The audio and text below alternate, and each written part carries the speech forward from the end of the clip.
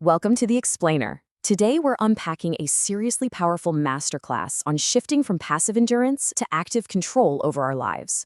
We're looking at the invisible forces that shape human behavior and exactly how we can harness them to master our destiny. Get ready, because this is all about moving from just merely surviving the circumstances of your day-to-day to intentionally designing the exact life you deserve. Okay, let's dive right into this. Have you ever looked around and just wondered, am I actually steering my life or am I just drifting? It's a serious question. Too often we let our environment, our circumstances, or simply the daily grind entirely dictate our direction. We say things to ourselves all the time, like, man, I'd really love to make more money, or I wish I was closer to my kids, but we never actually grab the wheel. We kind of just cross our fingers and hope the current magically takes us there. Part 1. Escaping the Niagara Syndrome. And this perfectly illustrates the terrifying reality of living by default versus living by design. It's called the Niagara Syndrome. Imagine just jumping into a river without ever deciding where you want to end up. You're just going with the flow, getting caught up in the current of daily events and anxieties. But here is the crazy, terrifying part. You stay in this sort of unconscious state until, out of nowhere, the roaring sound of water wakes you up. Suddenly, you discover you are 5 feet from a massive drop, Niagara Falls, and you're in a boat with literally no oars. By then, it's way too late. You're going to take a devastating fall, whether that's emotionally, physically, or financially. The only way out? Conscious control. You have to decide to put both oars in the water, right now, and start paddling like crazy in a deliberate direction. Part 2. Harnessing pain and pleasure. So what's actually making us drift or steer in the first place? Well, this quote right here completely nails the essence of our internal drive. The secret of success is learning how to use pain and pleasure instead of having pain and pleasure use you. Think about it. Absolutely every human action is driven by this fundamental need to either avoid pain or gain pleasure. I mean, it explains everything. It's why you hit the snooze button on a freezing morning to avoid the pain of getting out of a warm bed, all the way to why a guy in a blinding snowstorm in Washington, D.C. repeatedly passed a life preserver to complete strangers in the icy Potomac River, ultimately risking and losing his own life to save them. Whether it's just a tiny daily habit or an act of unbelievable heroism, these invisible forces, pain and pleasure, are the ones really at the wheel. Now, what's truly fascinating here is how this exact same psychological engine can drive vastly different, deeply contrasting destinies. Let's look at Donald Trump and Mother Teresa. Two people with completely opposite values, right? But both are entirely driven by pain and pleasure.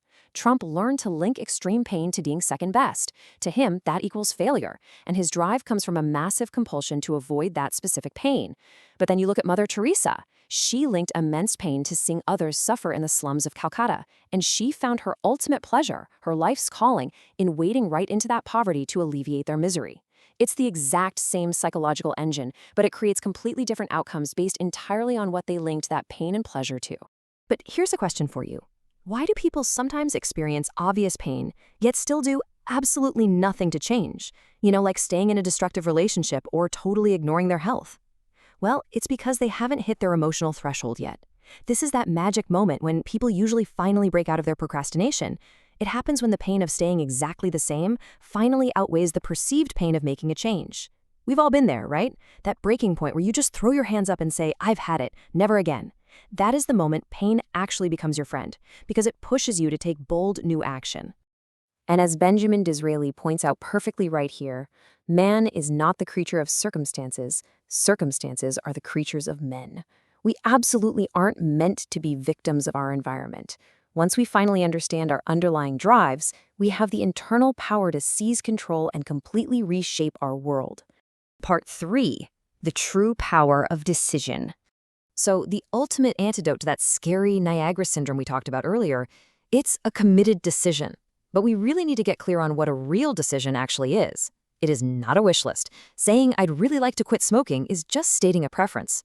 The word decision literally comes from Latin roots that mean to cut off. Making a true decision means committing to a result so fiercely that you completely cut yourself off from any other possibility. Failure is literally not an option. You don't even let yourself consider an alternative. And whether you realize it or not, there are 3 daily decisions you're making every single moment that are actively sculpting your destiny. Number 1, what to focus on. Number 2, what things mean to you. And number 3, what to do. The explainer gives a stunning example of this with Ed Roberts. So Ed was paralyzed from the neck down by polio at age 14, and he was confined to an iron lung every single night. He could have so easily focused on his pain. I mean, who would blame him? But instead, he made completely different decisions. He decided his physical difficulties meant a challenge. He chose to focus on contributing, became the first quadriplegic to graduate from UC Berkeley, and basically pioneered incredible quality of life enhancements for the physically challenged all over the globe. His destiny was shaped by his decisions, not his pretty brutal conditions. Part 4. Blueprint for lasting change. Now, to make sure these big decisions actually stick, there's a blueprint. 3 mandatory steps to create permanent change. First up, you've got to raise your standards. Actually write down what you will simply no longer accept or tolerate in your life. Second, change your limiting beliefs. Look, if you raise your standards, but deep down you don't actually believe you can meet them, you're going to sabotage yourself instantly. You need absolute certainty that you can hit those new standards. And third, change your strategy. Go find a role model who is already getting the results you want, and just tap into their knowledge. Why reinvent the wheel, right? But listen, simply knowing this blueprint isn't enough. You actually have to take action. And when you do take action, you really want to focus it into 5 specific areas of mastery to actually elevate your quality of life. We are talking about emotional, physical, relationship, financial, and time mastery. But I want to heavily stress something from the source material here. Mastering your emotional state is the absolute foundation for the other 4. It's huge. Think about it. Virtually everything we do, whether it's trying to lose 10 pounds or build a massive stock portfolio, is ultimately just an attempt to change the way we feel. Master your emotions first, and I promise you, the rest really starts to fall into place. To really prove that making true decisions requires incredible long-term focus, let's look at the epic journey of Soichiro Honda. Talk about resilience. Back in 1938, he actually pawned his wife's jewelry to make piston rings, only for Toyota to totally reject them. Instructors literally laughed at him, but he kept going. By 1940, he finally lands the contract. But then boom, World War II hits, and his factory gets bombed. Twice. Did he quit? No way. He used discarded U.S. gasoline cans to rebuild. Then, a massive earthquake levels his factory all over again. Post-war Japan is facing this brutal gas shortage. Honda couldn't even drive to get groceries. So, out of sheer desperation, he attaches a tiny motor to his bicycle. He writes to 18,000 bicycle shops to raise capital, tweaks his clunky early design, and bam, creates the Super Cub motorized bike, launching a global empire. He relentlessly used whatever life threw at him, pushing through completely devastating short-term failures to reach incredible long-term success. Honda's story is just ultimate proof that the human spirit is basically unconquerable when it's fueled by a true, committed decision. So I want to leave you with a real challenge right here, right this very second. What is one decision you have been putting off? What is one clear-cut choice you can make today, right now, to avoid the Niagara Falls and completely change the trajectory of your destiny?